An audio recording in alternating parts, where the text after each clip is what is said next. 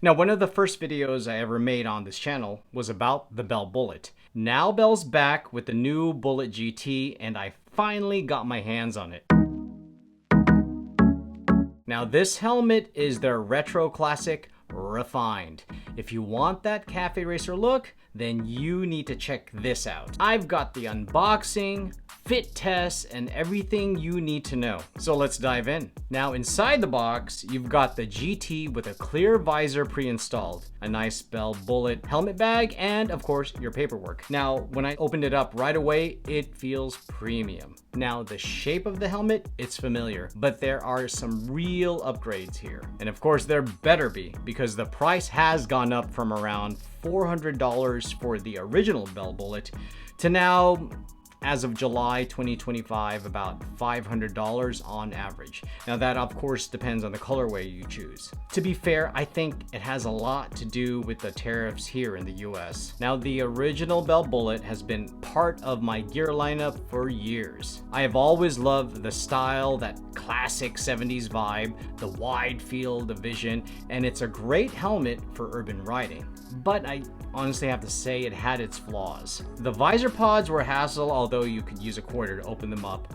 But the wind noise, man, that was noticeable, and there really wasn't any airflow control. So when Bell announced the GT, I had one question: did they finally fix it? Now, in all honesty, I haven't ridden with the GT yet, but just trying it on gave me a solid sense of the improvements. Now, the fit is more snug, especially around the top of the head, and man, the cheek pads were noticeably thicker, and the neck roll seals in tighter. So what does that all mean? Better noise control. Well, hopefully. Now, is it quieter than the original? I would have to say yes. I could tell immediately when I put it on. The difference in sound insulation is real. But is it the quietest helmet on the market? No, it's still meant for urban and cafe style riding, not for like long distance touring or highway rides. Now, because of the snugger fit, I'm still not sure how Bluetooth units will perform, especially at higher speeds. I definitely noticed that issue with my original Bullitt on a 2-hour highway ride. I mean, I could barely hear my speakers. And that's something I'll test and update on in a future review. And of course, this is all the more reason to like and subscribe. Now, as of today, July-ish 2025, right now the GT comes in several colorways. Some of the standouts include, you got your charged blood red / black, your matte black, command matte black / white, gloss black, gloss vintage blue, TT gloss brown / black, vin olive, and wander vintage white and black. And in addition, there's also the carbon versions, but they tend to be like almost $200 more. But if you want to check those out and peruse them, I'll leave a link below. So whether you want to stand out or keep it stealth, there's a look in the lineup for you.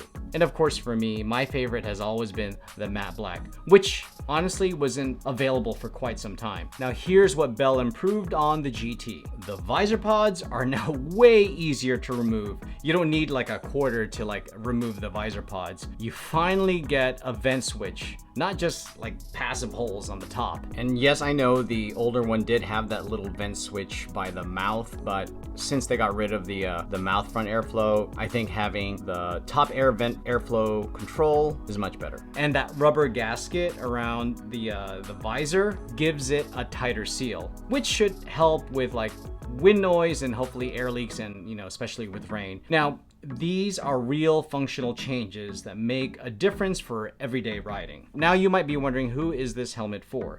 Well, if you're a rider who loves the retro look, like myself, but wants modern features, the Bullitt GT hits the sweet spot. It's got the styling we fell in love with, but now it's smarter, more comfortable, and more refined. And like I said in my original review, if you're a new rider, especially riding in the city like New York City, this is a great first helmet. I mean, that wide field of vision is amazing. It's a feature that can really help a new rider stay alert. So Just to be clear, it is not a race helmet, it is not a touring lid, but for everyday city riding, cafe racer builds, and weekend runs, it's right at home. Now, if you've already tried the Bell Bullitt GT, or if you're upgrading from the original, I'd love to hear your thoughts in the comments below. And of course, if you got questions or want me to cover anything specific, just let me know in the comments below also. And of course, if you're thinking of getting your own,